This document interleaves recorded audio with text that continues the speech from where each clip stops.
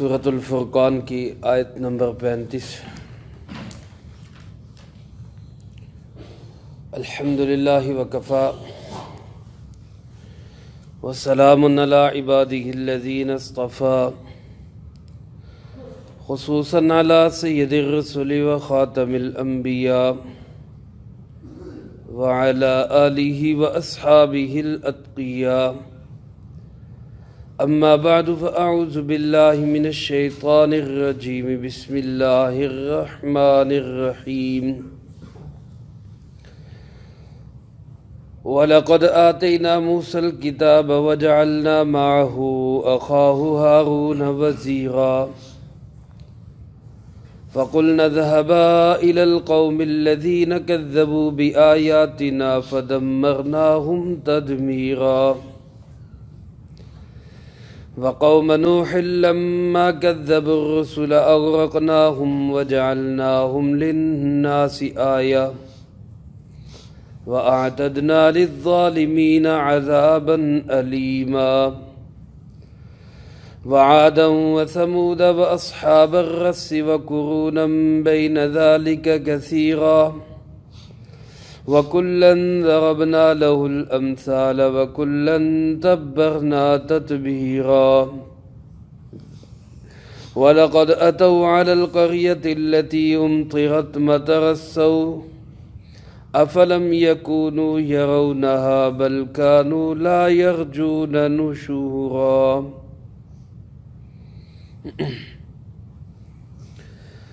وَلَقَدْ آتَيْنَا مُوسَى الْكِتَابَ، اور یقیناً ہم نے ہی دی موسیٰ علیہ السلام کو کتاب۔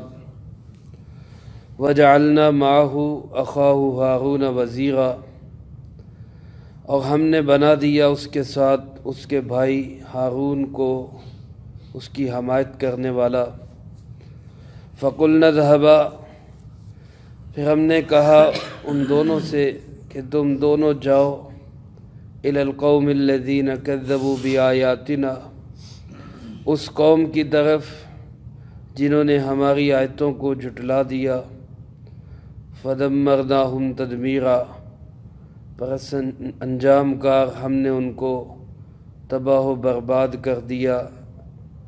وَقَوْمَ نُوحٍ لَمَّا كَذَّبُوا الرُّسُلَ، اور قوم نوح علیہ السلام کا تذکرہ کریں جب اس نے رسولوں کو جھٹلایا۔ اغرقناہم، ہم نے ان سب کو ڈبو دیا۔ وجعلناہم للناس آیہ، اور ہم نے ان کو بنا دیا لوگوں کے لیے ایک نشانی۔ وَأَعْتَدْنَا لِلظَّالِمِينَ عَذَابًا أَلِيمًا، اور ہم نے تیار کر رکھا ہے ظالموں کے لیے دردناک عذاب کو۔ وَعَادًا وَثَمُودَ وَأَصْحَابَ الرَّسِّ، اور تذکرہ کریں قوم عاد کا، قوم ثمود کا اور بن والوں کا۔ وَقُرُونًا بَيْنَ ذَلِكَ كَثِيرًا، اور ان کے درمیان بہت سے زمانوں اور قوموں کا۔ وَكُلًّا ضَرَبْنَا لَهُ الْأَمْثَالَ، اور ہر ایک کے لیے ہم نے مثالیں بیان کی۔ وَكُلًّا تَبَّرْنَا تَتْبِيرًا، اور ہر ایک کو ہم نے ملیا میٹ کر کے رکھ دیا۔ وَلَقَدْ أَتَوْا عَلَى الْقَرْيَةِ، اور یقیناً یہ آتے ہیں اس بستی میں بھی، الَّتِي أُمْطِرَتْ مَطَرَ السَّوْءِ، جن پر بہت بری بارش برسائی گئی۔ أَفَلَمْ يَكُونُوا يَرَوْنَهَا، کیا نہیں یہ اس کو دیکھتے؟ بَلْ كَانُوا لَا يَرْجُونَ نُشُورًا، بلکہ یہ لوگ دوبارہ اٹھنے کا کوئی ڈر ہی نہیں رکھتے۔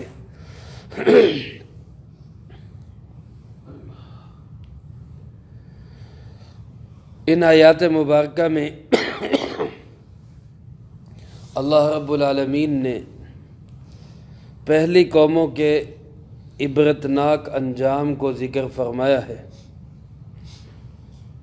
تقریباً 6 قوموں کا اللہ رب العالمین نے نشاندہی کے ساتھ یا نام لے کر تذکرہ فرمایا، اور اس کے علاوہ باقیوں کی طرف اشارہ فرما دیا کہ ہم نے اس کے علاوہ بھی بہت ساری قوموں کو نافرمانی پر سخت ترین سزا دی ہے۔ قرآن کریم کا یہ ایک مخصوص حصہ ہے جس کو تذکیر بایام اللہ کہا جاتا ہے، یعنی جس طرح اللہ رب العالمین اپنی نعمتیں یاد دلاتے ہیں، اسی طرح اللہ رب العالمین ان دنوں کی بھی یاد دلاتے ہیں جن دنوں میں قوموں پہ عذاب آئے۔ کہ انسان کی طبیعت ایسی ہوتی ہے کہ بعض اوقات تو یہ لالچ میں بات کو مان لیتا ہے اور بعض اوقات ڈر کے بات کو مان لیتا ہے۔ دنیا کے اندر بھی آپ دیکھیں بہت سارے لوگ وہ لالچ کی وجہ سے کسی اچھے کام کی اچھائی کے لیے اچھے کام کر جاتے ہیں، یا بہت سارے کسی اچھے کام کو اس لیے کرتے ہیں کہ کوئی سزا نہ ہو جائے۔ جیسے ایک بچہ، ایک شاگرد کسی کلاس میں پڑھتا ہے، اچھا سبق سناتا ہے، بعض اوقات تو اس لیے کہ استاد انعام دے گا، اور بعض اوقات اس لیے بھی کہ اگر نہ سنایا تو استاد پٹائی کرے گا، سزا ملے گی۔ تو دو میں سے ایک چیز کی وجہ سے وہ کام میں لگا رہتا ہے۔ اللہ رب العالمین بھی چاہتے ہیں کہ انسان اللہ کو راضی کرنے میں لگا رہے، اس کو انعامات کا لالچ بھی دیا ہے، اور نہ ماننے پر انبیاء علیہ السلام کی مخالفت پر اور دین والوں کی مخالفت پر اللہ پاک نے سزا کی وعیدیں بھی سنائی ہیں۔ چنانچہ سب سے پہلے تذکرہ فرمایا حضرت موسیٰ علیہ السلام اور ان کے بھائی ہارون علیہ السلام کا۔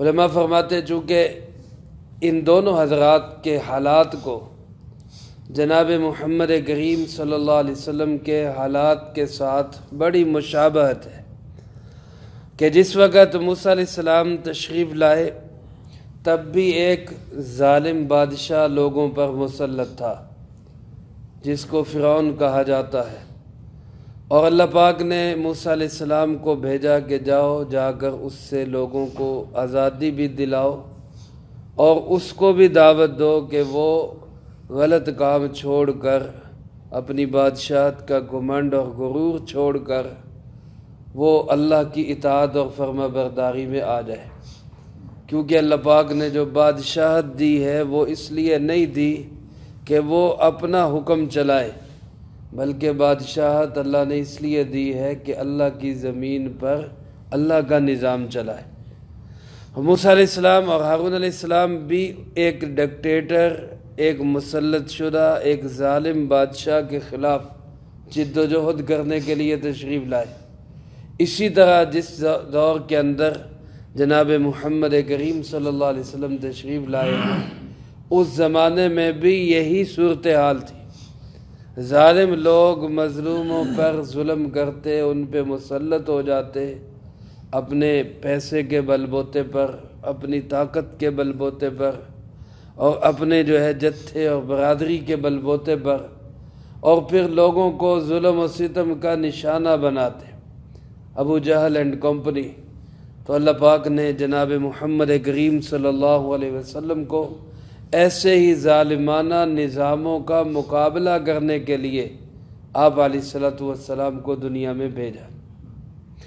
ایک اللہ کا نبی جب دنیا میں تشریف لاتا ہے تو جہاں اور بہت سارے مقاصد ہوتے ہیں اللہ کے نبی کے تشریف لانے کے، وہاں ایک بڑا مقصد انبیاء علیہ السلام کے تشریف لانے کا یہ بھی ہوتا ہے، جس کو امام شاہ ولی اللہ رحمۃ اللہ علیہ نے لکھا ہے، رفع التظالم بین الناس، لوگوں کے درمیان سے ظلم و ستم کو ختم کرنا۔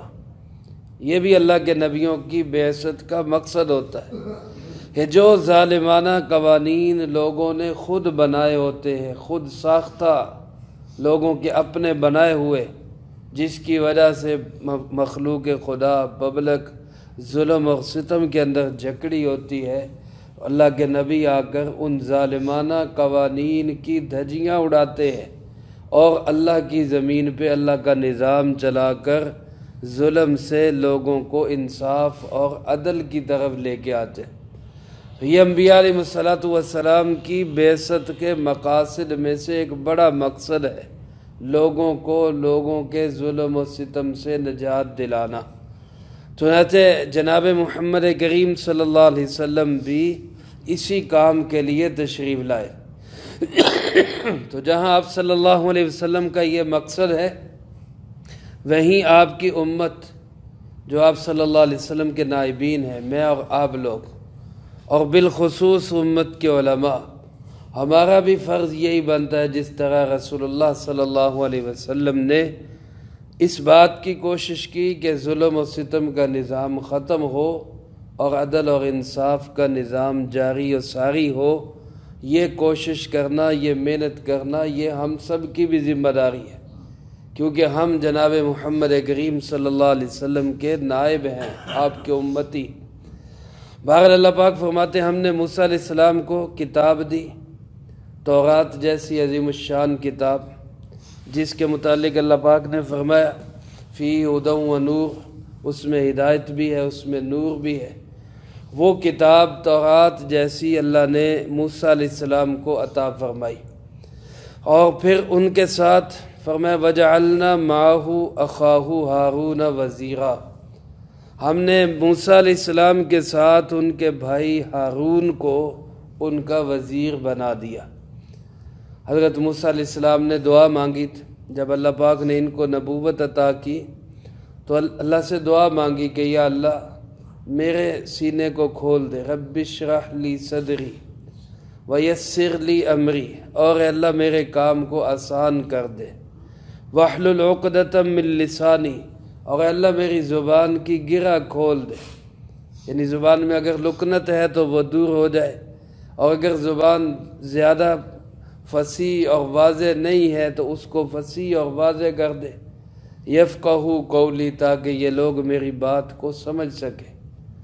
اور اس کے ساتھ ہی یہ دعا مانگی کہ وَجْعَلْ لِي وَزِيرًا مِّنْ أَهْلِي هَارُونَ أَخِي، اے اللہ میرے گھر میں سے، میرے خاندان میں سے میرے بھائی کو میرا وزیر بنا دے، تاکہ میں جب بات کروں تو کوئی تو میری تائید کرنے والا ہو، کوئی تو میری ہاں میں ہاں ملانے والا، وہ کوئی بندہ تو میرے ساتھ ہو۔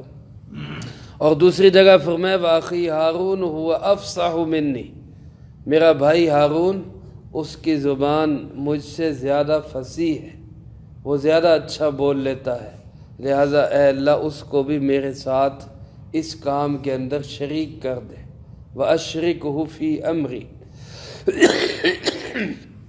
چنانچہ اللہ پاک نے حضرت موسیٰ علیہ السلام کی دعا پر ہارون علیہ السلام کو بھی اللہ نے نبی بنا دیا۔ علماء فرماتے اس کائنات کے اندر کوئی بھائی اپنے بھائی کے لیے اس سے بہتر چیز نہیں مانگ سکتا جو موسیٰ علیہ السلام نے اپنے بھائی ہارون علیہ السلام کے لیے مانگی، کہ نبوت سے بڑھ کر کوئی چیز نہیں موسیٰ علیہ السلام نے اپنے بھائی کے لیے اللہ سے مانگی، اللہ پاک نے عطا فرما دی۔ چنانچہ دونوں بھائیوں کو فرمایا اذهبا، جاؤ الی القوم، اس قوم کی طرف الذین کذبوا بآیاتنا، جس نے ہماری آیتوں کو جھٹلا دیا، اس قوم کی طرف جاؤ جس قوم نے ہماری آیتوں کو جھٹلا دیا۔ سوال یہ ہے کہ ابھی تو گئے ہی نہیں ہیں، ابھی تو حکم ہو رہا ہے جاؤ، تو جاؤ اور جا کے ان کو جا کے تبلیغ کرو، ان کو جا کے سمجھاؤ جنہوں نے میری آیتوں کو جھٹلا دیا۔ تو جھٹلایا کیسے؟ یہ تو ابھی گئے ہی نہیں ہیں، یہ تو ابھی ادھر ہے، اللہ پاک ابھی بھیج رہے ہیں، تو کون سی آیتوں کو انہوں نے جھٹلا دیا؟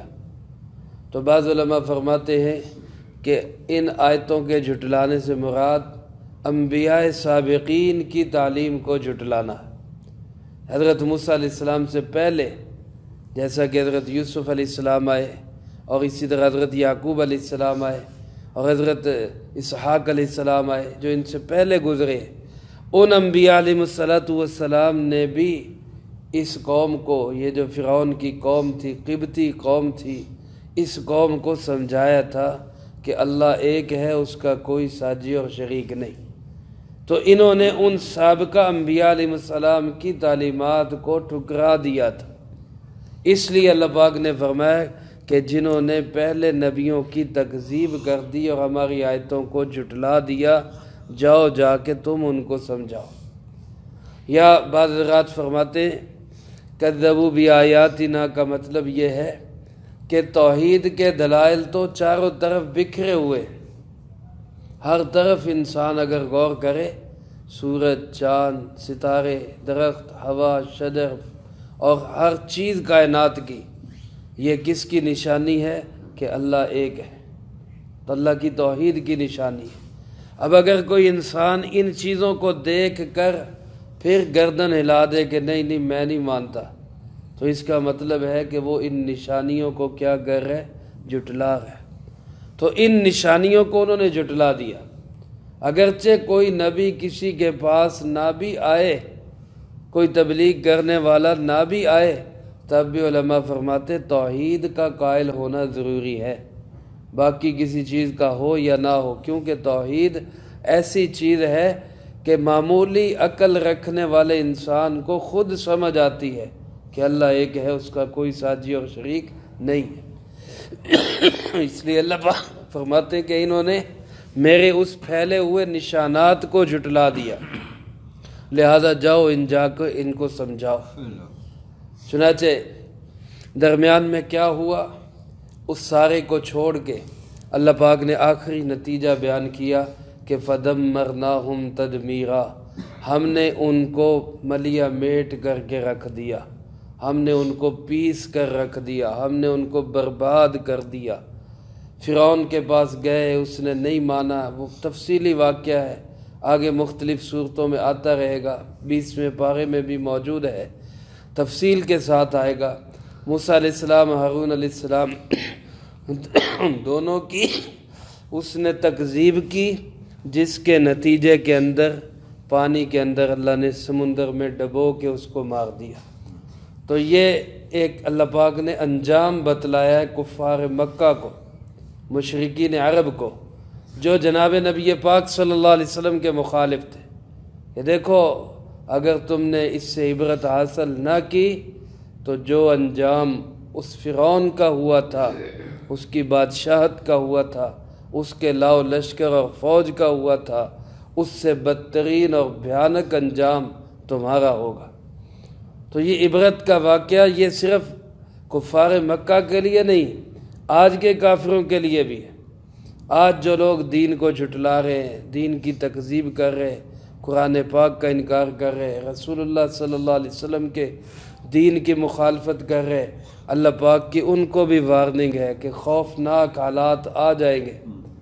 جس اللہ نے فرعون کو تباہ کیا وہ امریکہ کو بھی کر سکتا ہے، وہ اسرائیل کو بھی برباد کر سکتا ہے، وہ ہندوستان کا بھی ملیا میٹ کر سکتا ہے، لیکن اگر دین کی مخالفت سے باز آ جاؤ تو پھر جیسے اللہ نے پہلے لوگوں کو حکومتیں دی اور عزتیں دی ہیں، اللہ تمہیں بھی عزتیں دے گا۔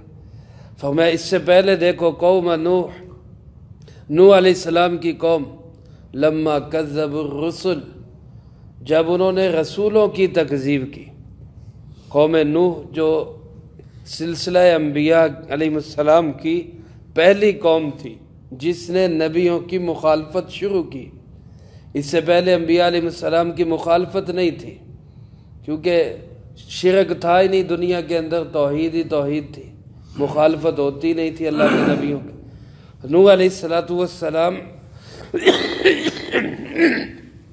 سب سے پہلے رسول ہیں کہ جن کی تکذیب کی گئی، جنہوں نے توحید کی دعوت دی اور ان کے مقابلے میں شرک کرنے والوں نے ان کی مخالفت کی۔ تو نوح علیہ السلام کا تذکرہ بھی فرمایا دیکھو ان کو جھٹلایا، ان کی قوم نے رسولوں کو جھٹلایا، کیونکہ کسی ایک رسول کو نہ ماننا یہ گویا سارے رسولوں کو نہ ماننا۔ جب کوئی بندہ کسی ایک رسول کا انکار کرتا ہے تو گویا اس نے کیا کر دیا؟ سارے رسولوں کا انکار کر دیا۔ اس لیے ہم مسلمان جتنے بھی نبی اللہ پاک نے بھیجے ہیں، حضرت آدم سے لے کے حضرت محمد صلی اللہ علیہ وسلم جو آخری نبی ہیں، ان سارے نبیوں پہ ہم ایمان رکھتے ہیں اور ہم کسی نبی کی بھی تکذیب نہیں کرتے۔ تو انہوں نے ایک نبی کی تکذیب کی، اللہ پاک نے فرمایا کذبوا الرسل، ایک کی تکذیب نہیں کی بلکہ سب کو جھٹلا دیا، اور جب سب کو جھٹلایا تو اغرقناہم، اللہ فرماتے ہیں ہم نے پانی میں ڈبو دیا۔ کتنا اونچا اونچا پانی اللہ نے بھیج دیا، زمین سے پانی نکل رہا ہے، آسمان سے پانی برس رہا ہے، لوگ پہاڑوں کی چوٹیوں پہ چڑھ گئے کہ ہم پہاڑوں پہ چڑھ کے بچ جائیں گے، تو بلند پہاڑوں کی چوٹیوں سے بھی 20-20 فٹ اونچا پانی چڑھ گیا، اب کہاں جائیں گے؟ تو اللہ نے سارے انسان ڈبو دیے، اور فرمایا وَجَعَلْنَاهُمْ لِلنَّاسِ آیَةً، ہم نے اس کو لوگوں کے لیے عبرت کی نشانی بنا دی۔ بچے کون؟ صرف وہی لوگ جو حضرت نوح علیہ السلام کے ساتھ ان کی کشتی میں سوار ہو گئے، یعنی ان پہ ایمان لے آئے، وہ بچے، اس کے علاوہ باقی سب اللہ نے پانی میں ڈبو دیے۔ فرمایا وَآتَدْنَا لِلظَّالِمِينَ عَذَابًا أَلِيمًا، اور ہم نے ان ظالموں کے لیے بڑا ہی دردناک عذاب تیار کر رکھا ہے۔ پھر اس کے بعد فرمایا قوم عاد کو دیکھو، وعادن وثمود، قوم سمود کو دیکھو۔ قوم عاد کو اللہ نے جسمانی لحاظ سے بڑی ہی قوت عطا کی تھی، بہت طاقتور قوم تھی، اتنی طاقتور کہ خود اللہ رب العالمین ان کے متعلق ارشاد فرماتے ہیں التی لم یخلق مثلھا فی البلاد، ان جیسی قوم شہروں میں پیدا ہی نہیں کی گئی، اللہ پاک فرما رہے ہیں۔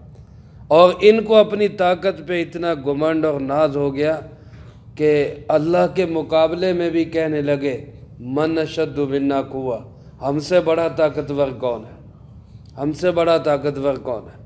اللہ پاک نے اس کے جواب میں فرمایا جس ذات نے تمہیں پیدا کیا، جس اللہ نے تمہیں قوت اور طاقت دی ہے، وہ یقیناً تم سے بھی بڑی طاقت اور قوت رکھتا ہے۔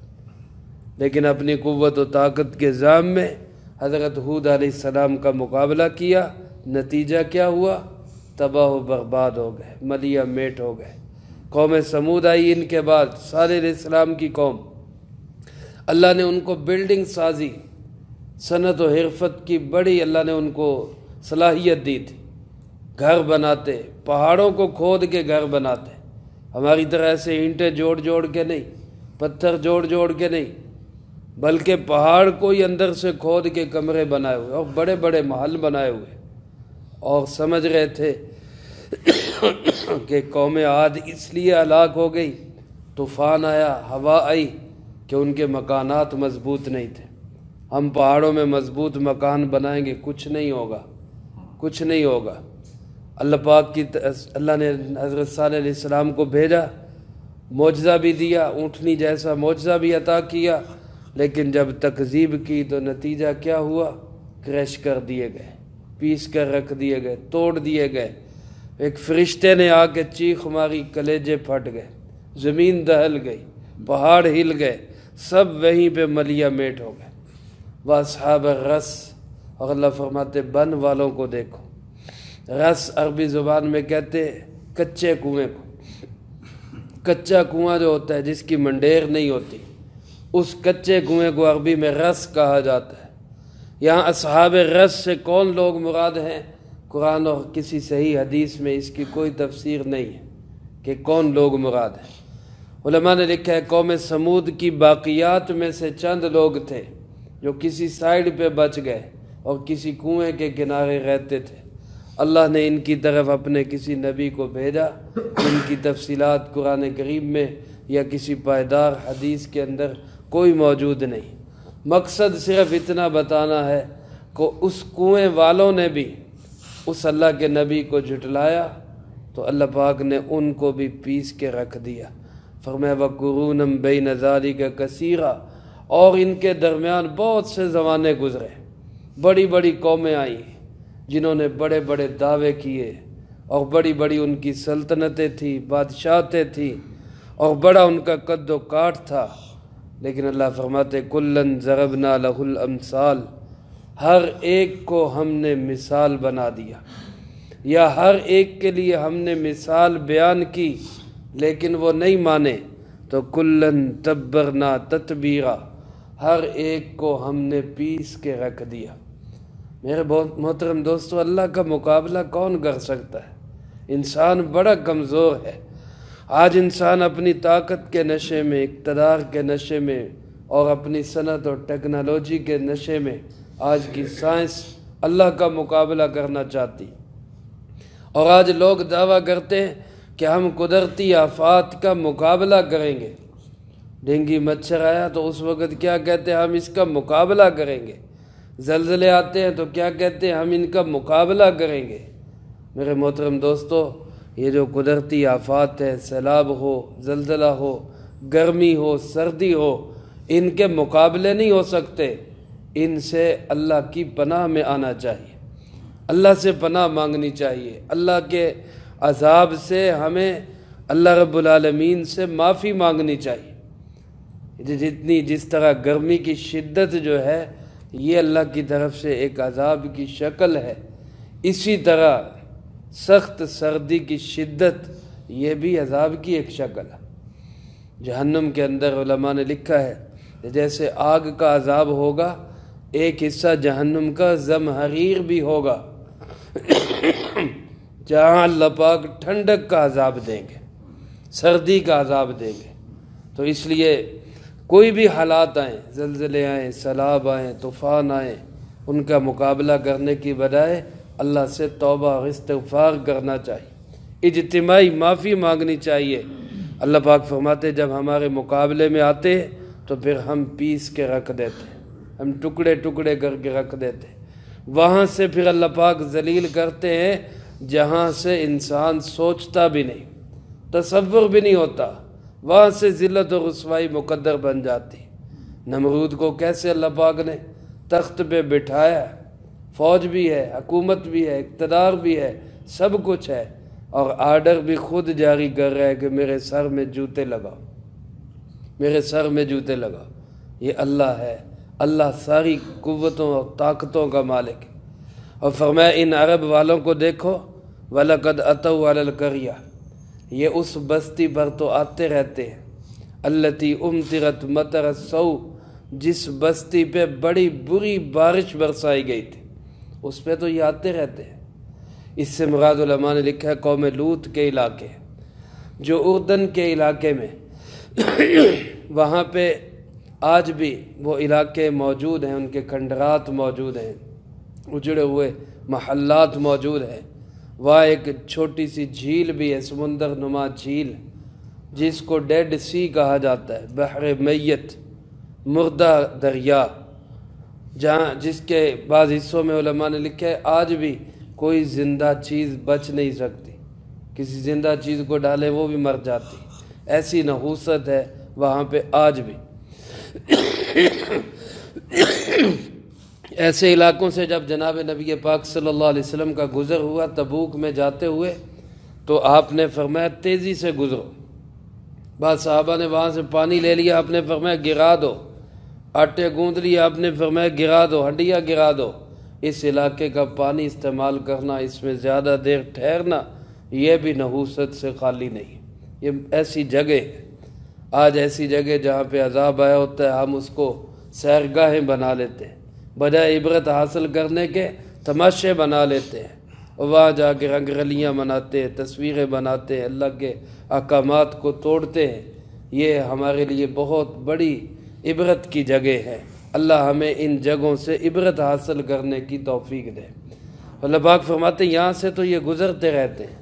عرب کے لوگ جب سفر کرتے تو اکثر وہاں جایا آیا کرتے تھے۔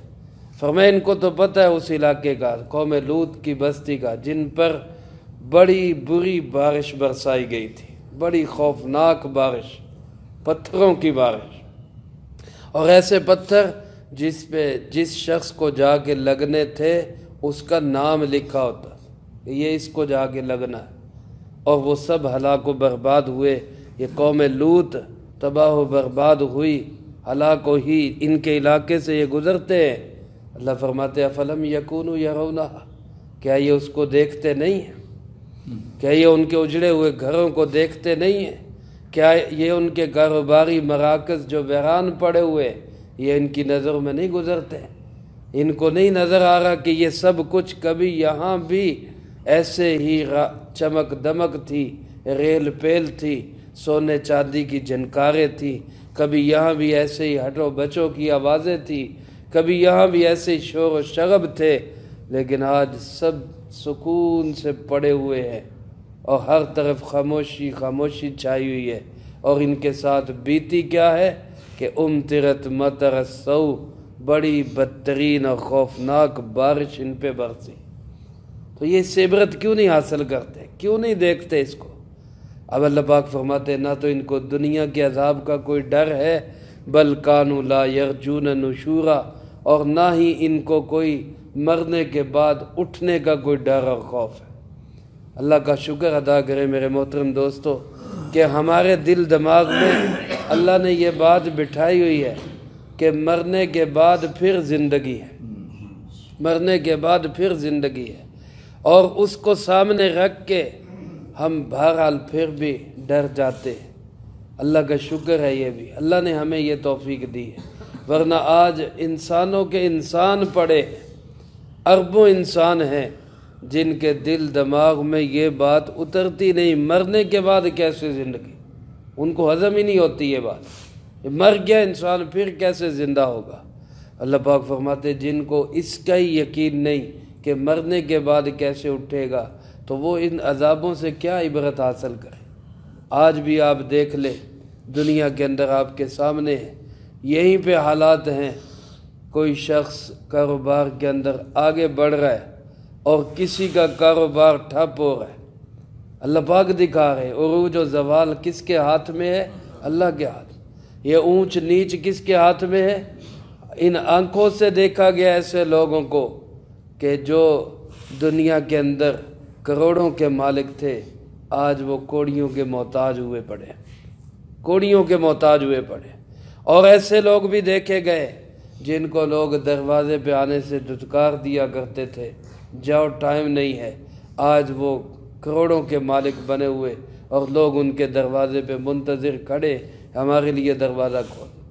یہ اونچ نیچ اللہ دنیا میں بھی دکھا دیتا ہے، اور آخرت پہ یقین رکھنے والا تو یہ سمجھتا ہے کہ میری کامیابی صرف اللہ کے احکامات میں، جناب محمد کریم صلی اللہ علیہ وسلم کے طریقوں میں چلنے میں ہے، اس کے علاوہ کہیں کوئی کامیابی نہیں۔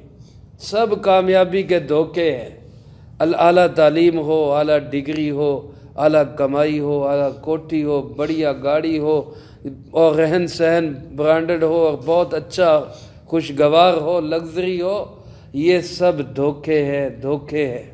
اللہم لا عیش الا عیش الآخرہ، اللہ کی قسم زندگی ہے تو کون سی زندگی ہے؟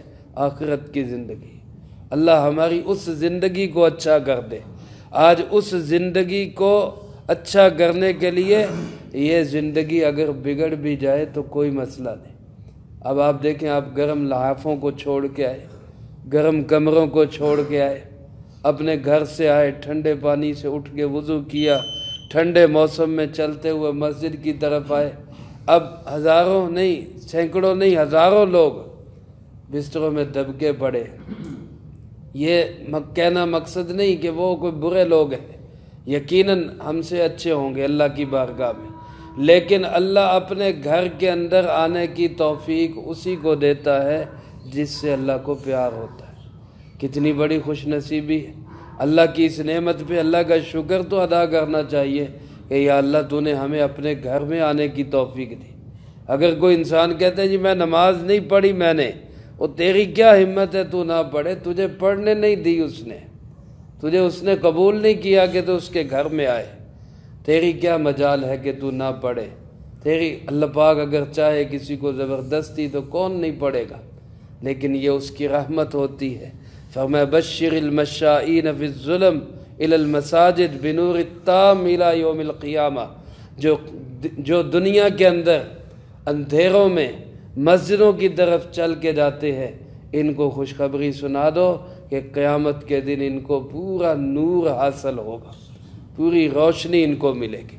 تو میرے محترم دوستو، فیصلے یہاں نہیں ہوں گے، فیصلے ہوں گے آخرت کے اندر۔ وہاں جب جائیں گے وہاں پتہ چلے گا کون گھوڑے پہ سوار تھا اور کون گدھے پہ سوار تھا۔ اللہ مجھے آپ کو سب کو اس کا یقین نصیب فرمائے، آخرت کو سامنے رکھ کے دنیا زندگی گزارنے کی توفیق نصیب فرمائے، جو کہا سنا اس کو زندگی میں لا کے دوسروں تک پہنچانے کی توفیق عطا فرمائے۔ اللہم انت السلام ومنک السلام، تبارکت ربنا وتعالیت یا ذا الجلال والاکرام۔